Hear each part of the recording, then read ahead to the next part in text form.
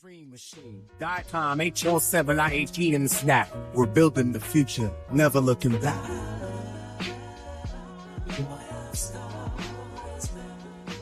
Welcome back to Imaging Informatics Unplugged. And when people hear those words, imaging, informatics, they usually think of radiology, maybe cardiology, pathology, but dermatology doesn't always come up first, even though it's one of the most visually driven specialties in medicine, with images at the center of diagnoses, documentation, teaching, and longitudinal care.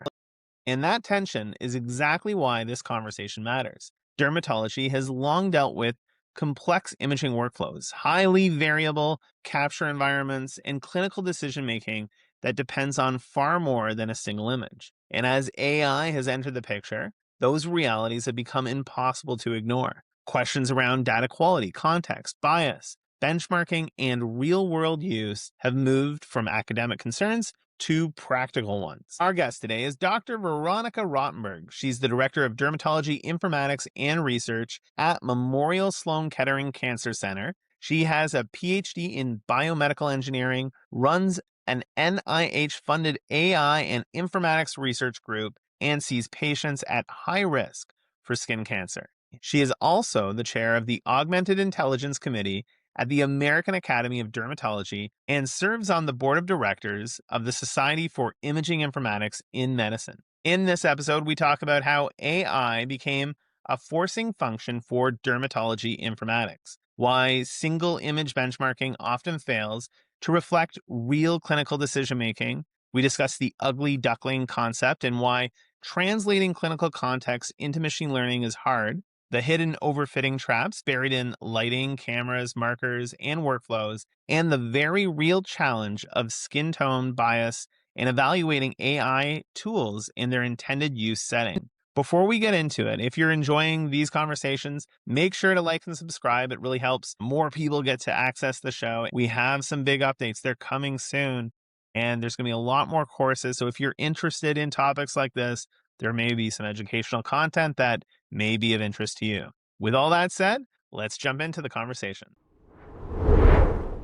Welcome, Veronica. Thank you very much for joining me today. Thank you so much for having me. I'm really excited to be here. I am excited to be chatting with you about dermatology. This is Imaging Informatics Unplugged. And when we think of imaging informatics, sometimes our mind can think of radiology, or maybe we might even think of pathology. Sometimes dermatology, it's an extremely image-centric specialty, but it's not an area where we often immediately think of imaging informatics. And I'm curious about your journey as a dermatologist and an informaticist, and where you kind of saw that cross-section and when you identified yourself as an informaticist. So maybe we could start there. That's such a good question. I think, so I am a biomedical engineer by training in addition to dermatology.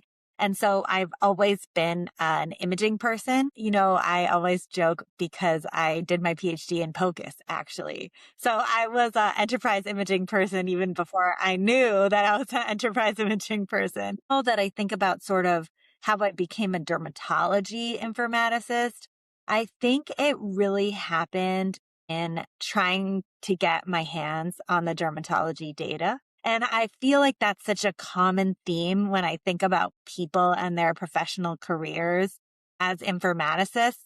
It is really when you have a problem and then you start trying to fix it and you start talking to colleagues and peers and people at SIM and other organizations, and you realize, you know, we're all trying to solve very similar problems, and a lot of them have to do with data.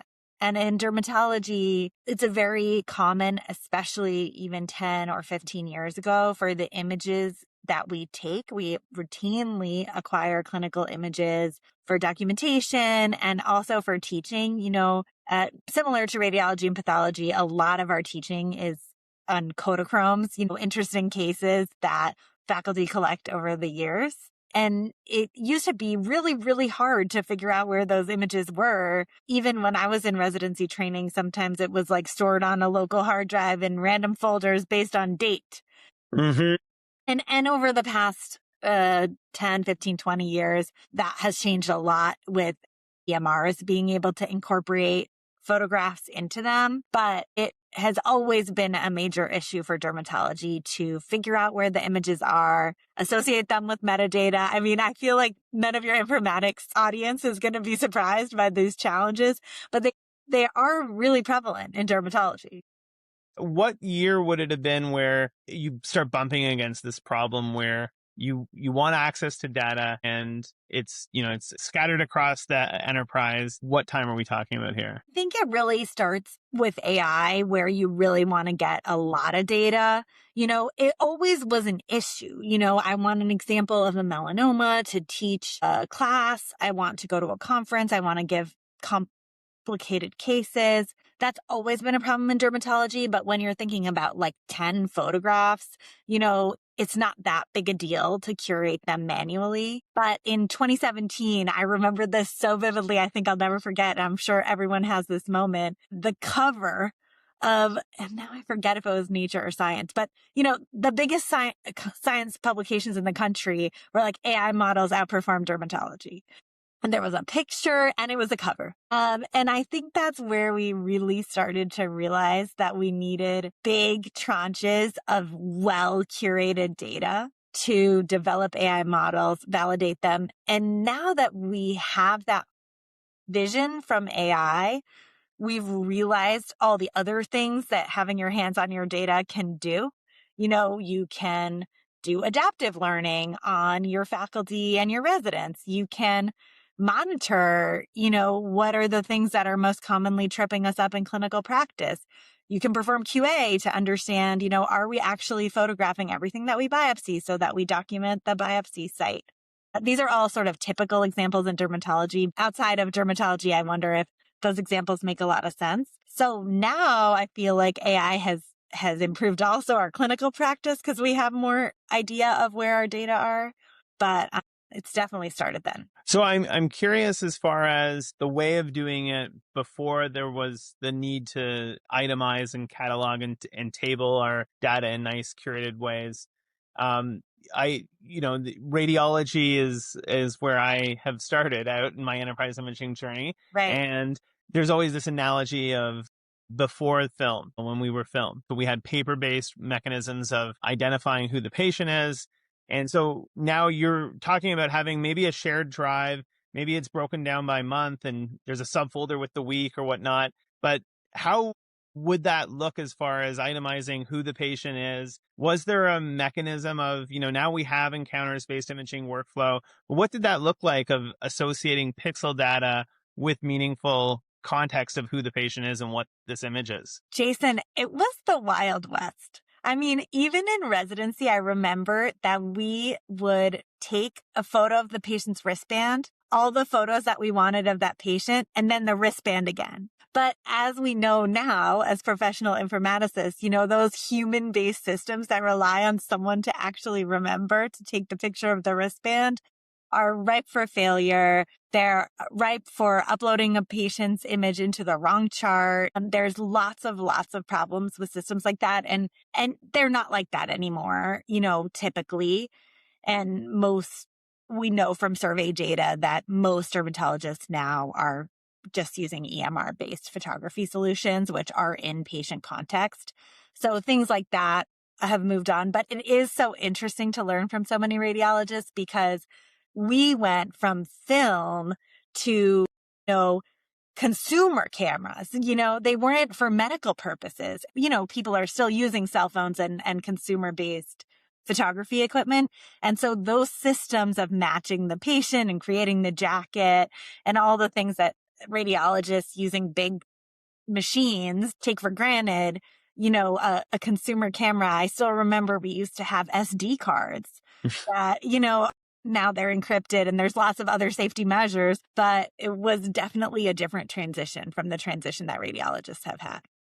When that publication for Nature came out and it's talking about the AI outperforming dermatologists, did that have a similar ripple effect as what we saw in radiology when Jeff Hinton said, "You're the coyote running off the cliff"? No. I think that we benefited so much from the fact that the coyote didn't run off the cliff that by the time it hit dermatology, people a little bit knew more what questions to ask. I don't remember reading that paper and having people say, you'll be out of a job. I remember people asking, okay, what data did they use? How did it work for certain diagnostic classes? And all the things that we've learned to ask about AI models that we probably didn't know, on day one to ask about AI models. So I don't remember it being as extreme, but I do think that as a specialty, especially a diagnostic specialty, there's always going to be concern about, not necessarily the extreme examples, but what does our job look like in 5 years? I have so much confidence that we're going to have jobs, but I think they're going to look different. And that's, I think, the pressing question for informaticists and for clinicians to work on together. Yeah, there's that quote that a lot of people say, whereas it's not AI that's going to take your job. It's the person that has figured out a way to use AI. I'm curious today, where does AI play a role in your workflow when it comes to either in the back end? So maybe it's helping with the indexing of the image itself, or interpreting the actual pixels. Where is AI playing a role for you? We're still so at the beginning of the AI journey for derm, and a lot of it has to do with the data and the clinic workflow being so different from a radiologist or a different type of workflow, because you have the clinical patient in front of you most typically, or you have them on your telemedicine screen. And so any kind of fiddling that happens in that moment with a computer or a camera or an AI technology kind of takes away from that moment that you're talking to the patient and you're trying to figure out what's going on together. And so we have really not figured it out yet in terms of diagnosis. There's a lot of promising tools that I think are coming down the pipeline. We're going to do some really cool trials in their intended use setting in 2026. And I know a lot of other people are going to too. So I think, if we had this conversation a year from now, there would be a different answer. But as of right now, there is a very limited AI in clinical practice in derm. Go ahead. I was going to use that as a jumping point to maybe talk about some of the challenges that you've talked a little bit about in some of the papers that you've published in the past, where there was one area where you talked about how in dermatology, when it comes to AI, it seems to be focused on very single isolated images. And you often underline the fact that that's not really an authentic setup compared to real clinical decision making. Totally. The way that AI tools are benchmarked is such a fascinating area. And I think an opportunity for clinicians who see patients to really have a big impact, because many, many dermatology algorithms have been validated against what we would call a reader study. So you look at an image of a dermatology neoplasm or disease and you make a diagnosis, and then you compare yourself to the image-based AI model. It's really common practice across imaging domains. And I think for research, it is really valuable. It's so much more efficient than a trial, and you can really elicit a lot of cool things. There's amazing papers in dermatology looking at, if you give this type of AI feedback versus if you give this other type of AI feedback versus this third type, which type enhances dermatology performance better. And I think this probing of the nuances of how AI and humans interact, a reader study is the optimal type of way to ask those questions, because it efficiently answers the questions and it doesn't have the same cost of a true prospective trial.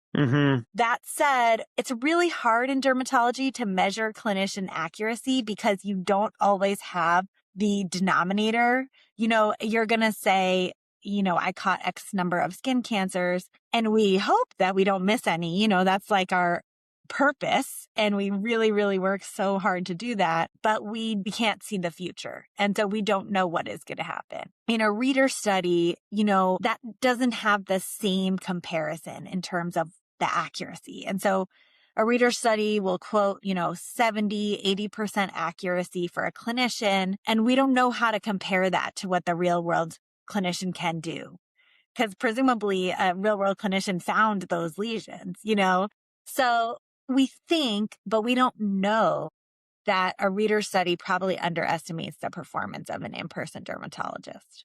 But we're working on it. I think it's a really hard question. Another kind of segue from that is you've spoken a bit about dermatologists don't really evaluate lesions in isolation. You look across the patient's entire skin landscape. And so maybe a concept that you could explain to the audience, because many people may not be familiar with the idea of ugly duckling. And then how challenging is it when we try to translate those concepts into machine learning, where you could even begin to reason about that? That's a great question. And it is the perfect sort of supplement to what we were talking about before. Clinicians look at so much when they see a patient in person. One diagnostic criteria that we look at is if a lesion is very, very different from all the other lesions on the body. And that's what we would call an ugly duckling. And we don't know exactly how predictive that is for melanoma, but typically we would biopsy something that looks very, very different from other lesions around the body. To add just a couple of other clinical scenarios, we might also have information from the patient.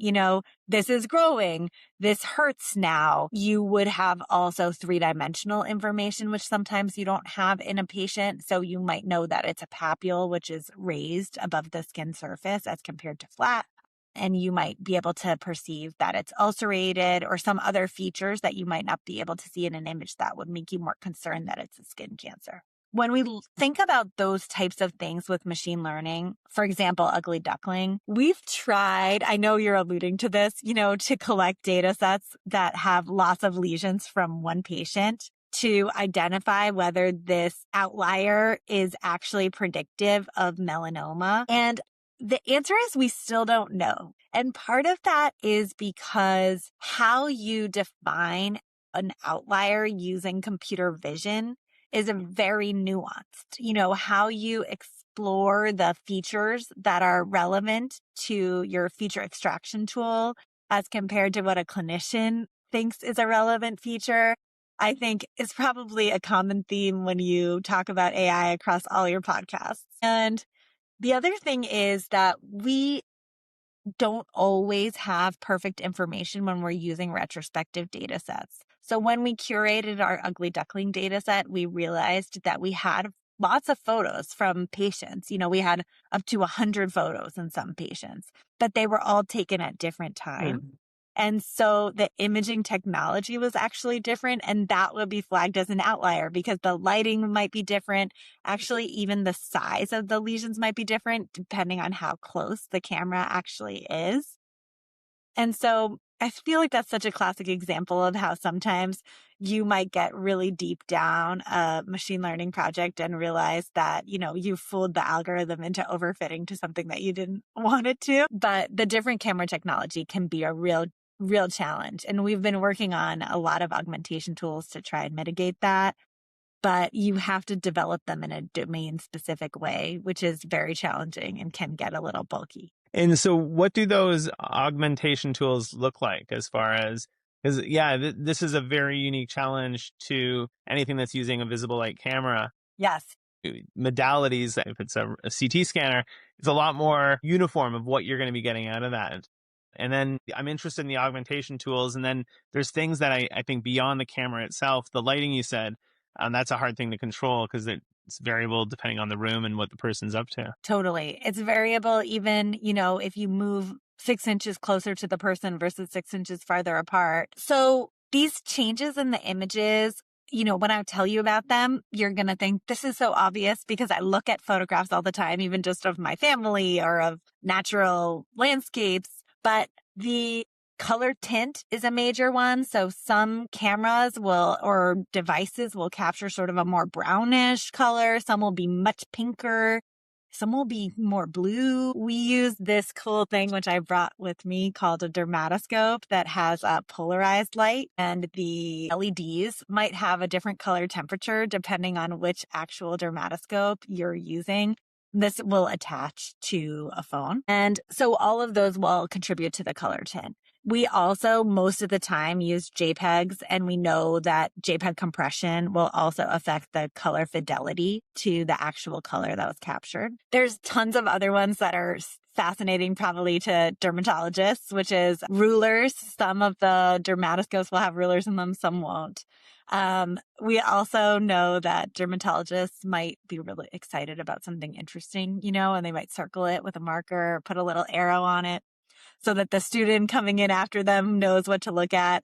And we have found, early models found that markers were a predictor of malignancy, which, is a funny thing to talk about now, but obviously you need to create data augmentation techniques to mitigate the impact of overfitting on those types of features that are encoded in the image. They're not in the metadata. So you have to actually look at them to figure it out. We've tried to do hair related augmentations, which are also, there are certain parts of the trunk that might be hairier, and then you might not want the algorithms to learn that is predictive of a particular site. So it's fascinating, and it's also a really lot to try and really control for. You've mentioned overfitting a couple times. One of the things that you've mentioned is that dermatology AI models will often perform poorly on darker skin as opposed to lighter skin. And so again, this has to do with, I think, a large part of what is it being trained on. I'm curious for you to share your thoughts on how that can be mitigated as far as making sure that we have representative training data for the societies that we're serving, and also what other factors may be going into something like that. That's one of the most important issues in dermatology right now, especially when it comes to photographs, is what is happening with skin tone bias. And we know that historically, cameras were designed to capture lighter skin tones. So this is already a historically baked in situation that we've inherited. I wasn't aware of that. That's very interesting. Yeah. And, the color cards were, held up to people with lighter skin tones as photography technology was being developed. And so even from the very beginning, there are challenges related to capturing darker skin tones. And we know that most dermatology training data sets are not labeled for skin tone at all. And part of that is how challenging it is to label skin tone. We've discussed lighting conditions. It's very, very difficult, and there's experiments being performed to retrospectively label a photograph for a skin tone, because if you're in a very, very bright light, it will bleach the skin tone and make it appear lighter than it is. And similar, if you're in very dark conditions, it may mislead you into thinking that something is a different skin tone from what it is. So accurate skin tone labeling is a real challenge and needs to be happening at the point of photo capture, which I've already said, a dermatology clinic visit is 15 minutes. And if you add colorimetry into my workflow, many dermatologists will not be happy about that. But it is important because you don't know how to evaluate your AI algorithms across skin tones unless you have appropriately labeled skin tone data. The other aspect of it is that we think, even though those data sets are not labeled appropriately, that they mostly contain lighter skin tones because of societal biases against patients who have darker skin tones, most likely not being able to access the same clinics that capture photography in the same way. So it's kind of a threefold problem in terms of the historical challenges with photography, the labeling issues that are structural in terms of clinic workflows, but are also structural in terms of societal bias. We're definitely working on that in our lab and as a dermatology community to try and develop data sets that can be used for benchmarking that are appropriately labeled for skin tone, but it's definitely challenging. And in fact, we don't even have consensus about what the best way to label skin tone for AI testing and benchmarking is. So it's really, really an uphill battle, but it's really, really important. It's a really good reminder that we often maybe put a little too much trust in AI models in general. And again, it's only good on the framing and the conditions that it was trained on and all of the other contributions. And so this is a perfect example of how you can perpetuate some pre-existing situation related to, as you mentioned, the technology of the cameras and everything, and completely, miss the mark on what we're trying to accomplish. Totally. And, this is one of the reasons that I'm sure you talk about this all the time too, that testing these tools in their intended use setting is so important, because we know that especially for, computer vision app that works on a camera phone, we know people are going to use them when they're easy to use, and testing them under those circumstances to ensure that they don't cause more harm, or, exactly as you're saying, perpetuate existing inequities in the healthcare system, is really, really critical. Yeah, I've given this example in the past, but Toronto has a wide multicultural society, and there have been vendors that have had trouble where it's been trained on something like, Midwestern America, and you try to drop in this patient identification tool, and, the names that are here in Toronto are not in, Kansas City or wherever it was trained on. So yeah, it's an interesting situation. At least, awareness of the problem is a good way of stepping forward with a solution. Totally. So looking ahead, what do you think people misunderstand most when it comes to imaging informatics and dermatology? And, if we're having this conversation, say 5 to 10 years, what do you think is going to have fundamentally changed, if anything? I think that the attention on imaging informatics and dermatology is really growing. And it's really growing because of AI. Because if you don't have well-labeled images, you cannot run an AI model on it, and you can't make a clinical decision based on it. And so I think it's actually a great time to be a dermatology imaging informaticist, because it's historically been more challenging because the images don't generate revenue. And so, in other domains, the images, obviously they don't print money, but they are a critical part of the revenue generation program of a hospital. And when the photographs in dermatology are just for documentation, it doesn't have the same attention in terms of professionalism of informaticists. And I think that's going to change as we have these AI use cases. Even thinking about telemedicine triage and, trying to create a return on investment for that, we're going to really see a lot more people focusing their time and energy on derm informatics. And so I'm really excited for the next 5 years of our specialty. Awesome. And I think that's a great way to close out. I always remember, I was wondering if it was going to come up in this conversation. You said this quote, "You're an informaticist, you just don't know it yet." And you were talking to your fellow dermatologists. I think that's true. I think all dermatologists actually are informaticists, but they don't always know that that's what they're actually doing when they're finding their old photos. I think that's a perfect way to end this. Thank you very much. Of course. I'm so happy to be here. Diacom HL7 IHE and Snap. We're building the future, never looking back.